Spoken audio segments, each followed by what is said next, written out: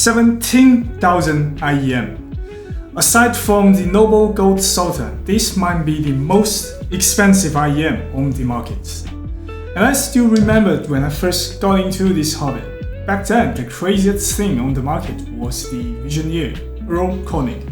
It was priced $5,000 if I remember correctly, and already felt insane by the time. And now we are all the way up at 17,000. To give you an idea, 17,000 could get you roughly 5 stacks all night black, 3 Sasfara, 3 stacks X9000, 188 Crusader Pure. And by the way, the BYD Seagull only costs like 8,000 here in China. 17,000 I could literally buy 2 guys who are essentially wearing a pair of hatchback. And here's the story behind this video. One of my friends who owns a Fugaku, and when he knew I started doing IEM reviews, he just tossed it to me and said, "Hey, I want to see what you'll say about this." Honestly, my first thought was, this is gonna be the video where I absolutely roast this thing. I want to make a brutal, honest review that no other reviewer dares to make. Like, who the heck would actually spend 17,000 on an IEM? Or this 17,000 IEM sounds trash. But the reality turns out a bit different. Still, I know most of you sucked me for the hot takes, so let's not waste any time. I'll start where you wanted, the criticism. At first glance, the build gives off that premium vibe, but only the first glance. Look at this. You can literally see the flashing here on the air hook. Also this huge sink between 2 parts, and also sprue mark. If this was $1 IEM, I wouldn't say a word. At 170, I'd already be calling it trash. But this is a 17,000 IEM, bro. You buy a luxury bag from Louis Vuitton, and a tin of Italian was stitched hand by hand with white gloves. 17,000 on IEM, they didn't even bother to sand down the edges. Anyway, amplifier builds quite well.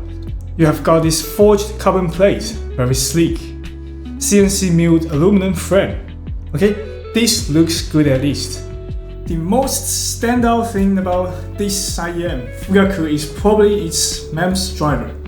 Alright now, out of all these drivers inside, pick the one you think is the MEMS. I'll give you 5 seconds. 5, 4, 3, 2, 1. You are probably thinking that shiny gold one, but that's actually the dynamic driver. Well, technically speaking, 2 LCP DDs stuffed inside. The MEMS is actually this little plate right here. And yeah, it's a damn good driver. Super long lifespan, crazy stable, and barely needs any power to run. Sounds perfect, right? Except for one thing, it's expensive. But hey, I'm not going to repeat marketing fluffs, so let's just get into how it actually sounds. So, when you hear 17,000 IEM, do you expect something heavenly or straight cartoon? Well, the truth is neither. I know some of you probably came here hoping to see me tear this thing apart. Like, who the heck would spend 17 grand on an IEM? Wow, this thing sounds like trash and costs more than a car. And honestly, before I make this video, I was thinking exactly the same thing. But the truth is, it actually sounds good, though I didn't cry. The first thing that really jumps out when you listen to Fugaku is the ear. Like, seriously, it's full of ear. From a technical point of view, that tells one thing. This one has seriously impressive treble performance. I recorded frequency response with 5128. As you can see, here's a huge peak around 15,000.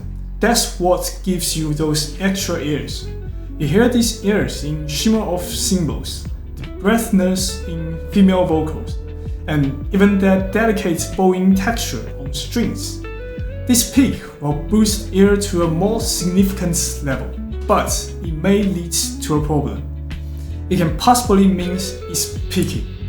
Say, if you have a deck that has strong energy in treble, or with a hot recording, that 15,000 boost can really overdo it, making things sound unnatural or even harsh. But what's even crazier is that the extension just keeps going, almost hardly roll off, even up to 20,000. Here's another huge peak at 19,000. That's the power of MEMS drivers. They are honestly kind of terrifying in a good way. Fugaku keeps its upper treble gain high all the way through, without that typical treble roll-off you can see in most IEMs. I just reviewed the Nice HCK Rockies, and that one also had great trebles.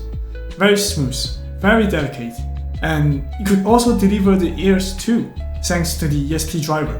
But the difference is, with the Rockies, you get that sense of ear on certain tracks and certain frequencies, but with Fugaku, it's always there.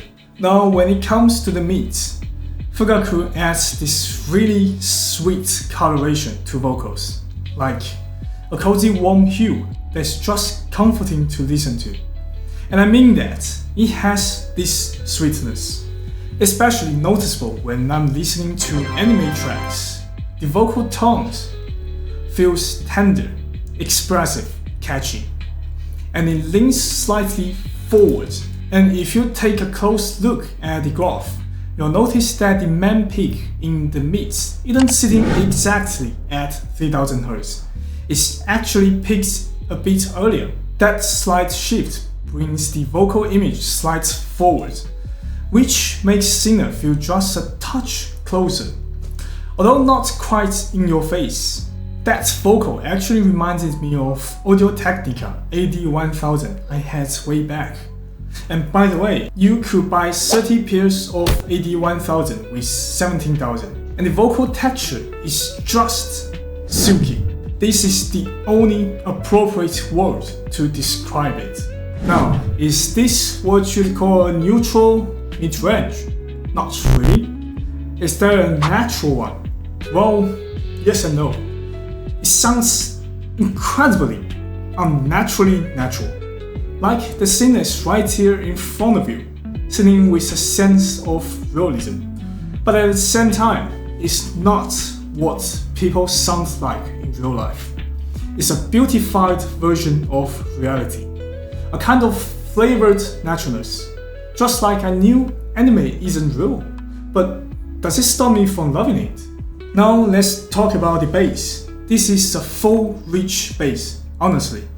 A bit on the heavier side for my taste. And if you look at the frequency response, you'll see why. Its upper bass is way boosted.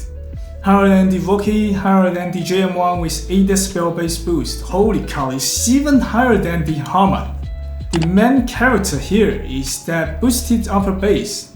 It gives the sound warmth, and that warmth bleeds up, tinting the mids and the overall tonality with the cozy warm hue. Now about the impact, it's just punchy. It doesn't slam super hard. There's a nice subtle rumble underneath, but the significance of rumble really depends on your source. When I used my link select, the rumble was very noticeable. With the converts too, not as much.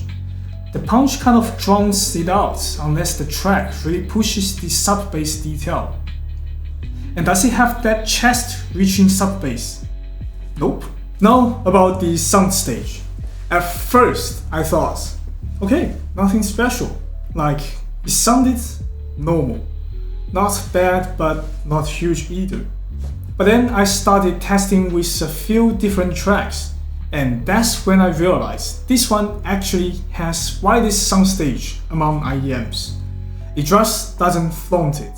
If you're listening to tracks that's with heavy synthesizers and doesn't emphasize soundstage when they produce the track, or a small live house recording with limited soundstage at first when they record it.